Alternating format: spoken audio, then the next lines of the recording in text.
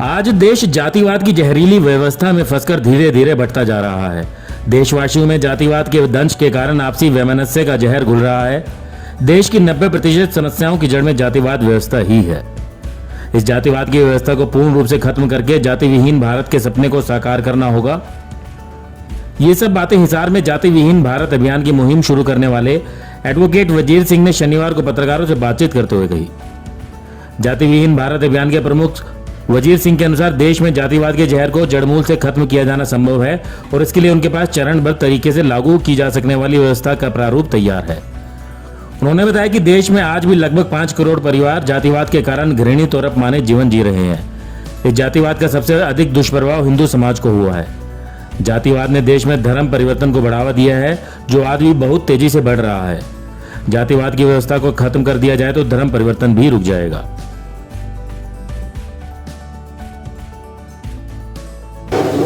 जातिवाद ने हमारे समाज के अंदर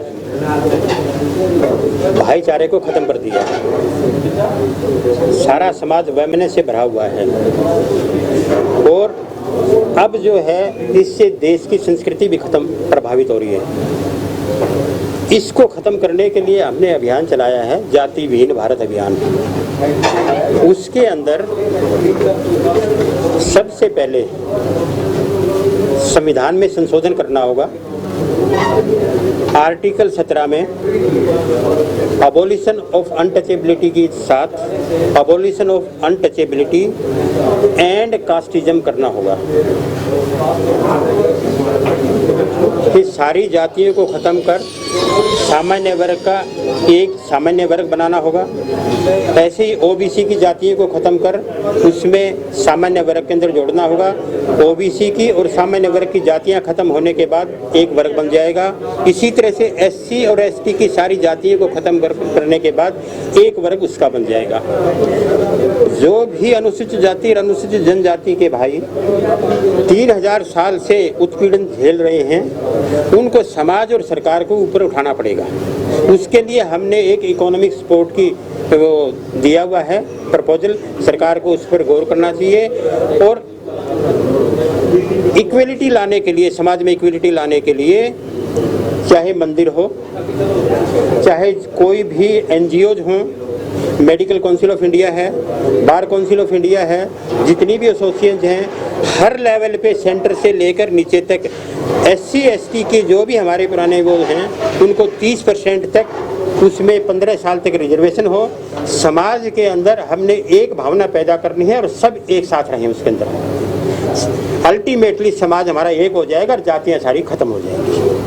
इतना बड़ा अभियान आप चलाने की बात करें, इसमें आगे क्या क्या स्टेप्स रहेंगे और राजनीति पार्टियों को कैसे जोड़ेंगे, क्योंकि राजनीति के लोग जब तक इसमें नहीं जोड़ेंगे तब तक वो संभव नहीं है। इसके लिए हम पहले ही सारे मेंबर ऑफ पार्लियामेंट को लिख चुके हैं, सारी स्टेट्स गवर्नमेंट्स को लिख चुके हैं, सारे चीफ सेक्रेटरीज को लिख चुके हैं, दोबारा सेंट्रल गवर्नमेंट को लिख चुके हैं। अब दोबारा से हम मेंबर ऑफ पार्लियामेंट से जो सेशन आ रहा है उससे पहले मिलेंगे और लिखित में उनको देंगे। 1 महीने के अंदर अंदर अगर इसमें कोई एक्शन नहीं होती है तो उस 1 महीने के बाद हम PIL डालेंगे सुप्रीम कोर्ट में। पर अब हम आगे इसको ऑर्गेनाइजेशन बढ़ा रहे हैं, हरियाणा से बाहर भी निकालेंगे। अब इसको पूरा मूवमेंट चलाएंगे इसका। ये अब खत्म होने वाला नहीं है। मैं आप लोगों को विश्वास दिलाता हूँ, हम जातिवाद खत्म करेंगे और खत्म करके रहेंगे। आरक्षण जो अभी तक चलता आ रहा है वो क्या लोग छोड़ने को तैयार है और दूसरा धर्मांतरण का ऊपर इसका क्या असर है? देखिए, धर्मांतरण की जहाँ तक मैं एक आपको बात बता रहा हूँ कि हमारे नोबेल लॉरेट हुए जिनको नोबेल पुरस्कार विजेता VS नौपॉल, उन्होंने कहा कि एक आदमी जो अपना धर्म परिवर्तन कर लेता है उसका अपने पूर्वजों से रिश्ता टूट जाता है, वो उस संस्कृति को छोड़ देता है। और जैसे ही उसका पूर्वजों से रिश्ता टूटता है और उस जो संस्कृति को छोड़ता है दूसरे धर्म में जाता है तो उसके अंदर एक द्वंद्व पैदा हो जाता है। उस द्वंद्व पैदा होने की वजह से उसके अंदर मानसिक विकृतियाँ आनी शुरू हो जाती हैं।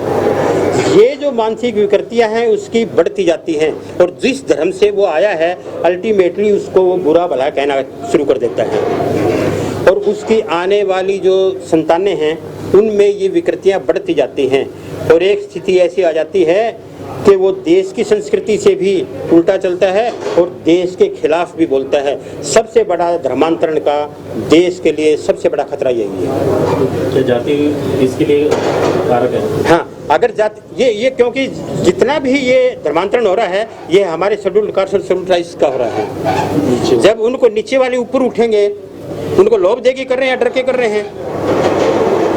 बाबा साहब अम्बेडकर ने भी कहा था कि ये जो ईसाई हैं, जो धर्म परिवर्तन कर रहे हैं, ये देश के साथ धोखा कर रहे हैं। धर्म परिवर्तन आज के दिन हम सब जानते हैं सबसे बड़ी समस्या हो चुकी है देश के लिए। जो धर्म परिवर्तन करा रहे हैं वो अत्याचारी हैं, पापी हैं, अन्यायी हैं, क्योंकि वो किसी की जिंदगी बर्बाद कर रहे हैं, आने वाली पीढ़ियों को बर्बाद कर रहे हैं। राजनीतिक लोगों को कैसे जोड़ेंगे अगर वो नहीं आते? राजनीतिक लोगों के लिए अब हम उनको लेटर लिख रहे हैं, सारे एमपीज को, कोई दोबारा से हम एमपीज को लेटर लिख रहे हैं और मैंने बताया है कि आपको 1 महीने के बाद हम PIL डाल देंगे। आरक्षण की जो बात है, जो आरक्षण अभी तक चला रहा है, वो लोग छोड़ने को तैयार होंगे? हाँ, आरक्षण की जहाँ तक बात है, अब ये सबसे बड़ी जिम्मेवारी हमारे शेड्यूल्ड कास्ट और शेड्यूल्ड ट्राइब के वो भाई बन, जैसे मिनिस्टर बन गए, MLA बन गए, IAS बन गए, जजेज बन गए, आज उनकी सबसे पहले ड्यूटी बनती है कि वो उसको छोड़ें और सीधे सामान्य वर्ग में आए। नहीं तो जो पीढ़ियाँ हमारी आज जिस स्थिति पे हैं, पीढ़ियों तक उनको कभी भी मौका नहीं मिलेगा और वो नीचे ही रहेंगे। ये भी एक तरह का शोषण है। कौन कर रहा है वो शोषण? वो ये वही SC ST के लोग जो उच्च उसके अंदर पहुंच गए हैं और वो नीचे वालों को नहीं आने दे रहे। ये भी एक तरह का शोषण है और इसको अब बहुत से हमारे जो भी SC ST के भाई समझने लगे हैं कि भाई हम सक्षम हो गए, अब हमें छोड़ना चाहिए और नीचे वालों को नीचे आना चाहिए। ब्यूरो रिपोर्ट, नई ताज़ा न्यूज़, हिसार।